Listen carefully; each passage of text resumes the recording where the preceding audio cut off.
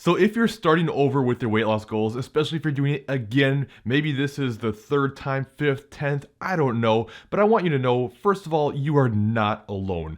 I know it feels that way. Nobody's ever talking about their struggles, but the truth is, very few people actually keep any weight off, especially after the first time they lose it. So what I want to do today is make sure you understand what you need to do to stop starting over and finally lose the weight for good.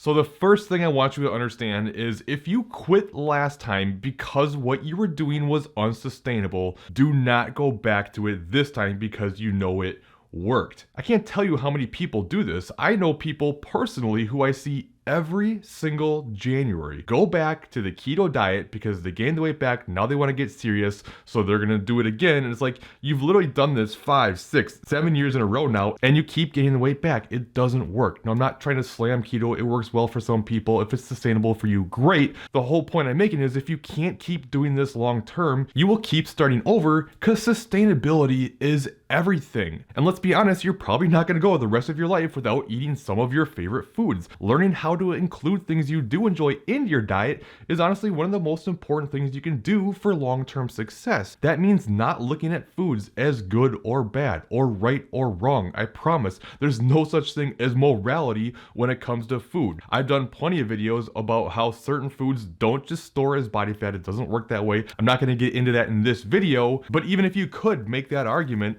it doesn't really matter if you just keep giving up because you feel too restricted, constantly go back to binging and overdoing it after you get frustrated, and continue to recycle this behavior. You're much better including things in moderation and being okay with it than completely banning it and then snapping and going crazy. Now, keep in mind, just because sustainability is the most important thing, I mean, it really is. If you can't keep doing something long term, you're never going to be able to keep the weight off, but that doesn't mean you'll never have to do things you don't want to do. Sometimes I see this and it's like, well, it's not sustainable for me to exercise. It's like, well, yeah, you have to exercise. It's very important. If for no other reason, just your overall general health. Does that mean you can't lose weight without exercise? No, I'm not saying that, but it's really important. And there's going to be times where you're going to want to eat more, but it's just not in your goals at this time. But there's a big difference between that and hating everything you do all the time. Now, another big part of starting over is making sure you don't predict your future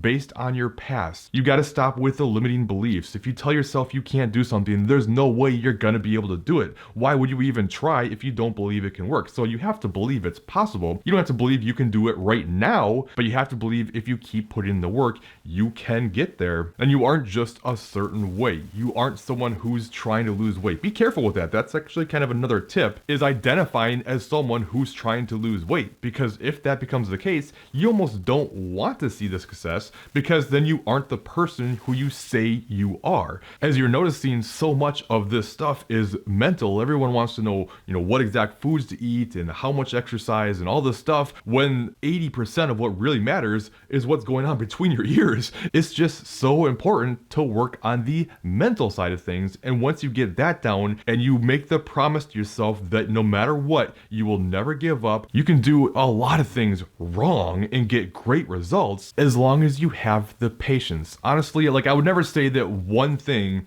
is the most important thing, but I will say one of the most important things is to not care about how long it takes.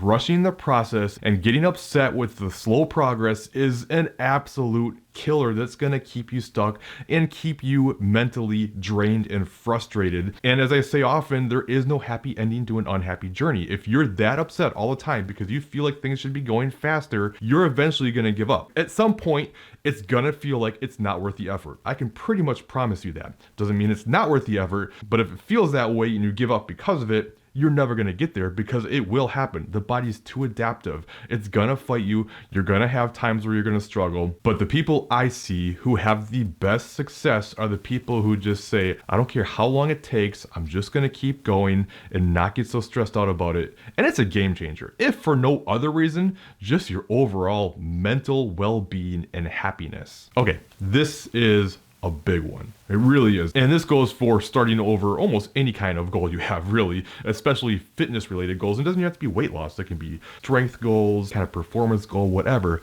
But it's so important to focus on the progress you're gonna make from where you are right now and not compare to what you were in the past. Don't think about how far you have to go to get where you used to be. Don't compare yourself to others.